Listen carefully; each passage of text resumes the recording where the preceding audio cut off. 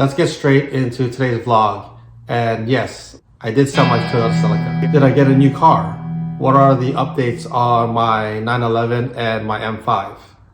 More coming up after the preview.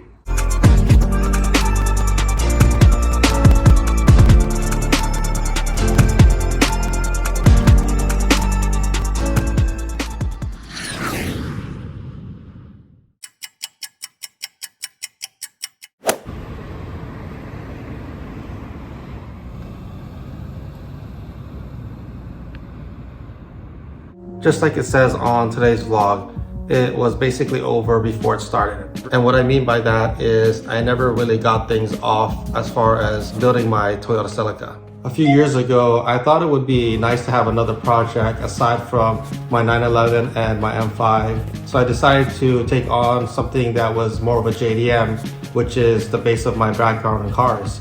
At the beginning of this channel, I had my Mazda MX-6. Later, I sold that to get the Toyota Celica, and I had a lot of plans for it.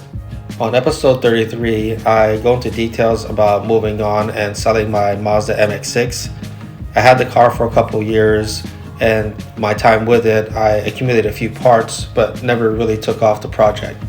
I spent the next couple of months shopping around for the next project, and I came across this clean Toyota Celica. I was hoping that buying this car would revive my passion for JDM cars. A few episodes after the reveal, I did some maintenance on my car, changing the valve cover gasket, changing the grommets, changing the spark plug seals, and even upgrading the intake. So I thought I was off to a good start. As I started shopping around for parts for the Celica, the excitement just wasn't there. Every time I looked for car parts, I started fading off into finding parts for my 911 instead. Every time I found something decent to get for the Celica, I was hesitant to pull the trigger on it because I wasn't fully vested into the project.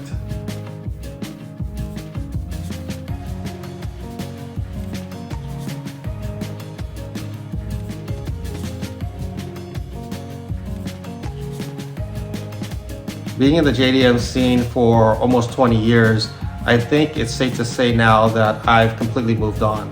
Now that I sold my Toyota Celica, what are my next plans?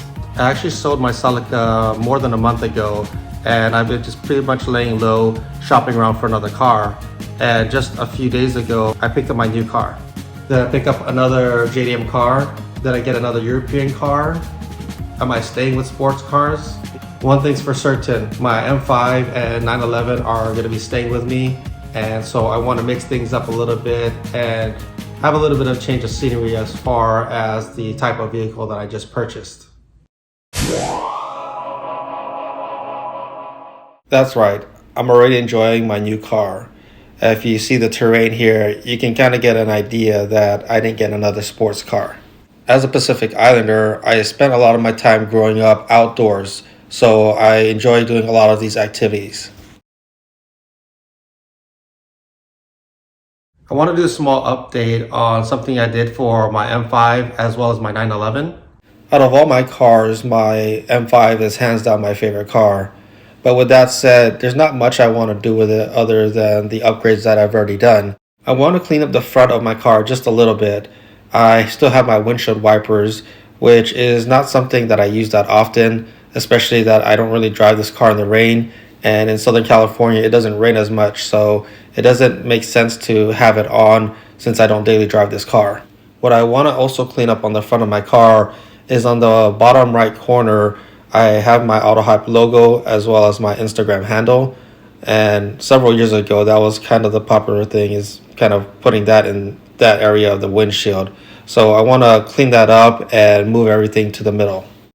Here's the updated look of the front. As you can see, I removed the front windshield wipers, and I'm using the other logo that I have for AutoHype.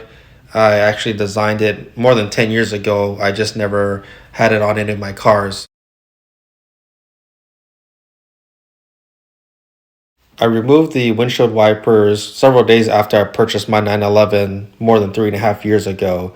So the updates that it's going through is just some added vinyl.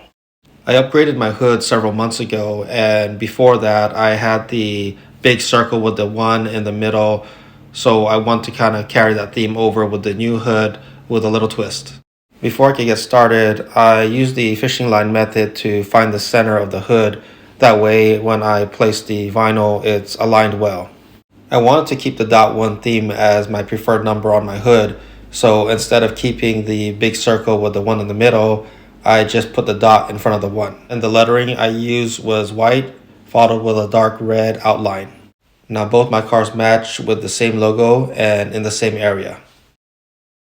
If you noticed earlier behind me when I was talking, right on top of my toolbox is a big 70-inch carbon fiber GT wing, which I initially bought for my 911. On episode 57, I attended an APR event because I wanted to consult with them as far as upgrading the deck of my wing to be a carbon fiber GT wing. I recently purchased this 70-inch carbon fiber GT wing, and I did some test fitting on the car just to get an idea of how it'll look with the wider deck. The next few slides are different angles of how the deck looks on top of my GT3 wing. I didn't bolt it down or anything like that. I just kind of placed it on top just so I can get a better idea of how it could look if I were to go this route.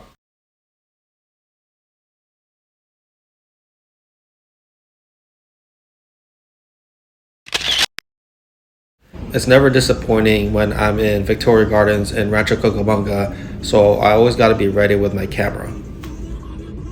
The following slides are some of the cars that caught my attention, so I was able to get some video out of it.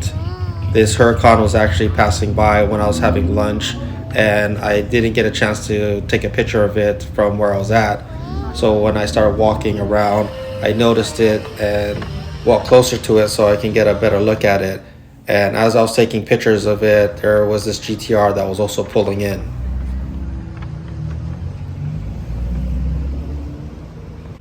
There's also quite a bit of different generations of Corvettes, so I got a little bit of footage on that too. Later on, I was able to spot the Huracan on its way out, so I got some footage of it crossing. I just barely got a little bit of the Supra. And closing out car spotting is this clean RCF.